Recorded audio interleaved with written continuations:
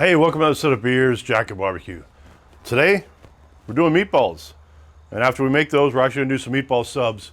Everything's gonna be done on the S&S kettle, or the Slow N Sear Kettle today. So I actually got some sauce sitting on there already, just in an aluminum pan, just heating up. Didn't do anything fancy with the sauce, but we wanna show you how we make the meatballs. I did get the base recipe from Beer and BBQ by Larry. He's got a great channel, does a lot of beer things on it, but he also does some really nice Italian type dishes. He uses a whole lot of super fresh ingredients where I don't have the access to some of those things that he does, and like I said, it's a base recipe. I've changed things up from what he did. And then I was watching, right as I kind of got my recipe where I wanted working on, I did practice with this one beforehand. Haven't made a sub on the grill yet, but as far as the meatballs, I practiced a little bit in advance. But Jabin from Postal BBQ, he put a meatball sub video out. So he's actually does some nice work as well. So like I said, we're gonna, after the intro, we're gonna show you all the ingredients, start making the meatballs, and then get them on the grill. But we'll see you right after the intro.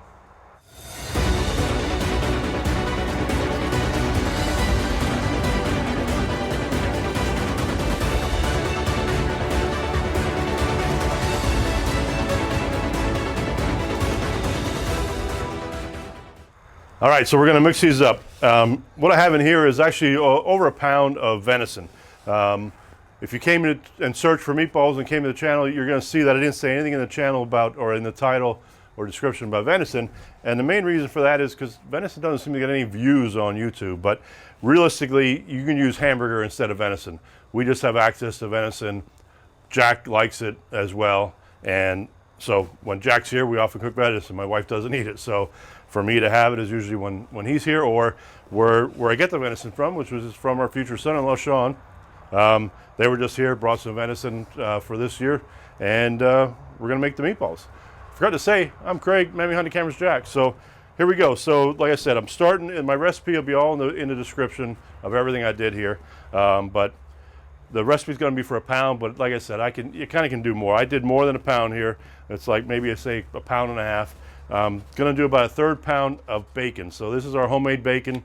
I save the ends when I'm slicing bacon and use it for other things. So I got like I said, a third pound of bacon in there. That's basically to add some fat to it and to get the pork side of things with this.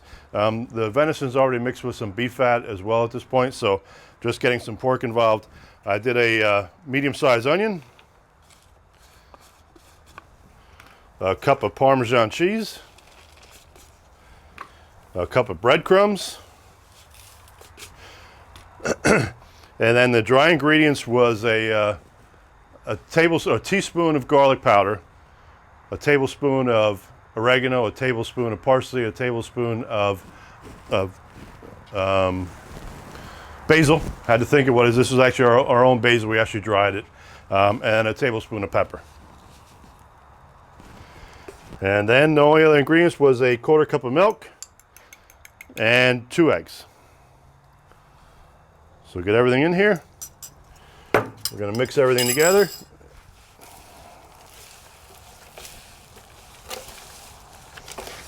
Like I said, you often see me use aluminum pans because I'm not making a mess in anything else. All right, so we're gonna start getting the meatballs together. One tip that Larry did give that was pretty good is get some olive oil, kind of on your fingers to start making these, the meatballs so nothing sticks. Just got a little scooper here, kind of make them about a golf ball size, maybe just slightly bigger than that.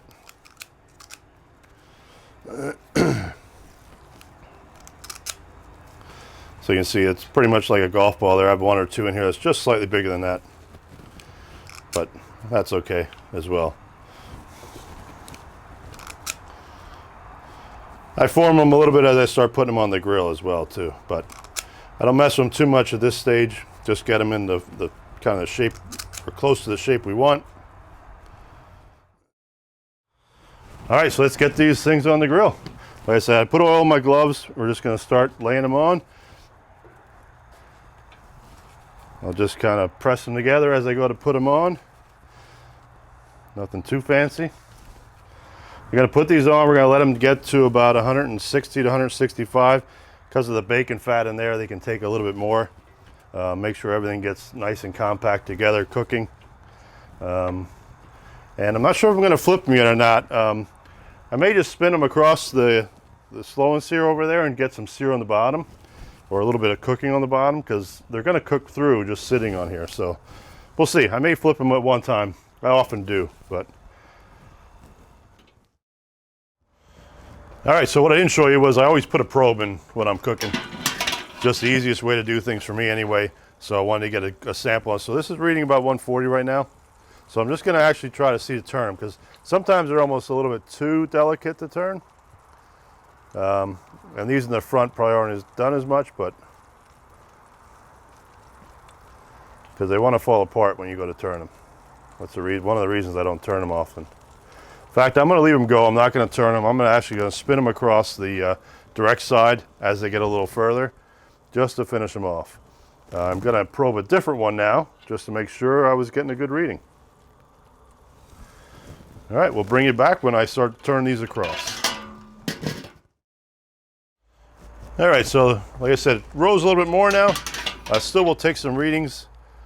Pull this probe out. If you can see my new S&S grill gloves here. So I won't cover everything here, but what I'll do is end up moving just a couple of them across the fire once this gets going a little bit here. But just going to put something on the bottom. All right, let's see if that's enough for these. I think let it go too long. Probably went about a minute or so. All right, just like I said, I want to move a couple more over here. Like I said, they're real delicate, so you want to be careful. These are the ones that didn't get much of the heat. I did actually put some oil on the grate itself too. That's something I normally don't do, but I knew with these they've stuck before. This is the one that was falling apart on me before. That one might become a taste tester, that one. Yep, got a little char on the bottom of those. See, they want to fall apart on you. Looks like Jack will even get a taste tester on this one. All right, just going to close it down for another minute or two here, and then I'm going to start pulling them off. I'll put some in sauce and just pull some regular ones off. All right, going to pull some off. Going to pull like 10 of them off here and put them in the sauce. We didn't show you before too, was I had the sauce on here before we started doing any cooking. I'm not sure how many I can fit on a sandwich. Normally I get 4 on a roll, but I think I got bigger rolls this time. So we'll see what happens. All right, so we didn't show you the throwing in the sauce, just kind of threw it back on, let things warm up back up again, but sauce was already hot because I made it earlier. Just gonna put some mozzarella down first. Like to put a little bit of a barrier there. We'll see how many we can get in here. Like I said, I kind of remember 4 being the number.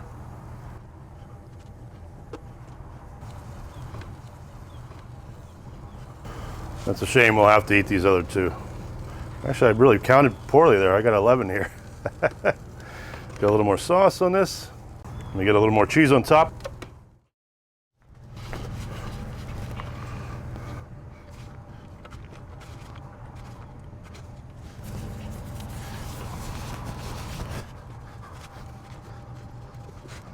These are going to be a mess tonight, so that means it's going to be good.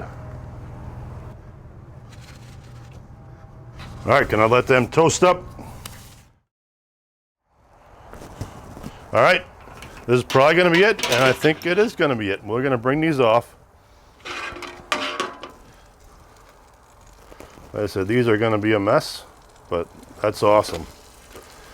Almost lost the meatball there. Boy, do those look good. As always, cheers.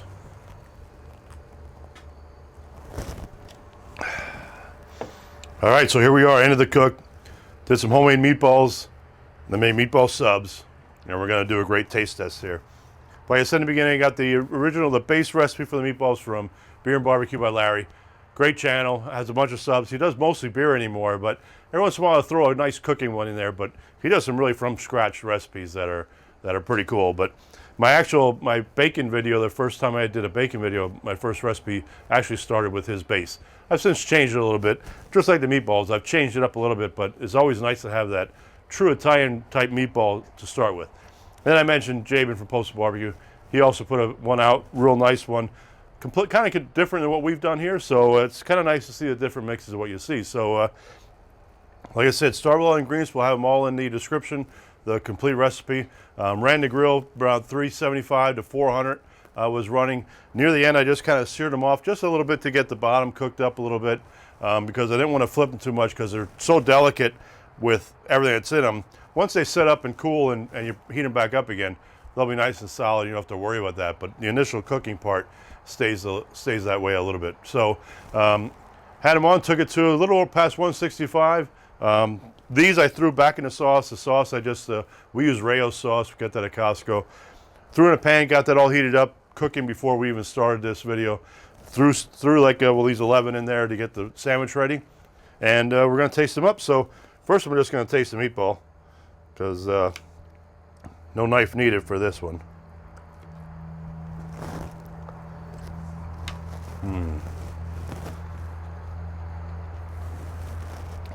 That's just a really good taste of meatball. And like I said in the beginning, we use venison for this. Just use ground beef. Like I said, we just wanted to, because Jack and I enjoy venison, we wanted to show it. So I'm only going to I'll cut it in half, because this is going to be a mess no matter what I try. Kind of hard to show the side view of it, but there it is. Take this side, because it might be less messy than the rest of it. Try to get a bite out of this. This is going to be a 3 napkin bite, I think.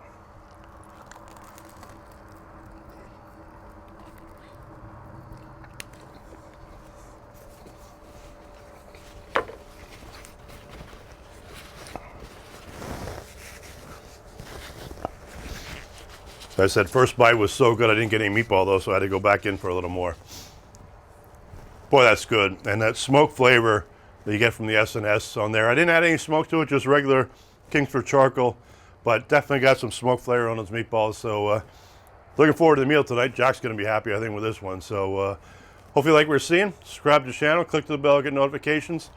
As I mentioned before, we're an S&S affiliate, so if you're going to order some products from there, we'll have the link in the description, and we'll also probably pin a comment with that link there. And we'll see you next time.